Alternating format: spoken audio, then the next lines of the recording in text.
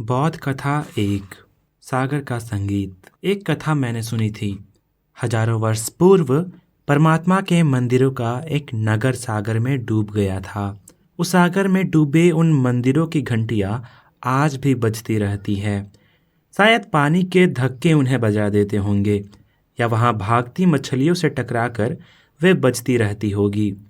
जो भी हो, घंटियां आज भी बजती है और आज भी उनके मधुर संगीत को उस सागर के तट पर जाकर सुना जा सकता है। मैं भी उस संगीत को सुनना चाहता था, सो उस सागर की खोज में गया। बहुत वर्षों की भटकन के बाद अंततः उस सागर तक पहुंच ही गया। किंतु यह क्या, वहां तो सागर का तुमुल नाद गूंज रहा था।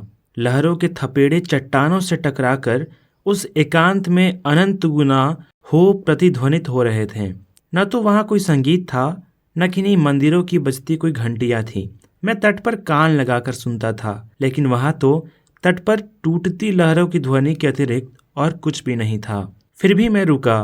वस्तुतः लौटने का मार्ग ही मैं भूल गया था। अब तो वह अपरिचित निर्जन सागर तट ही मेरी समाधि बनने को था। फिर धीरे धीरे सागर में डूबे मंदिरों की घंटियां सुनने का ख्याल भी मुझे भूल गया। मैं उस सागर के किनारे ही बस गया था। फिर एक रात्रि अचानक मैंने पाया कि डूबे मंदिरों की घंटियां बज रही है और उनका मधुर संगीत मेरे प्राणों को आंदोलित कर रही है।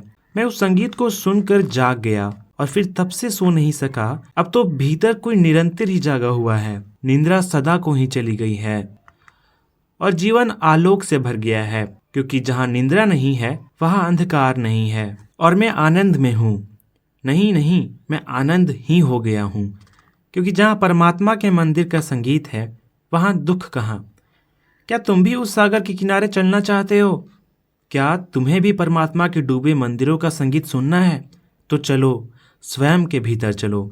स्वयं का हृदय ही वह सागर है और उसकी गहराइयों में ही परमात्मा के डूबे हुए मंदिर का नगर है। लेकिन उसके मंदिरों का संगीत सुनने में केवल वे ही समर्थ हैं जो कि सब भांति के शांत और शून्य हो। विचार और वासना का कोलाहल जहाँ है वहाँ उसका संगीत कैसे सुन पड़ेगा? उसे पाने की वासना तब भी उसे पाने में बाधा बन जाती है।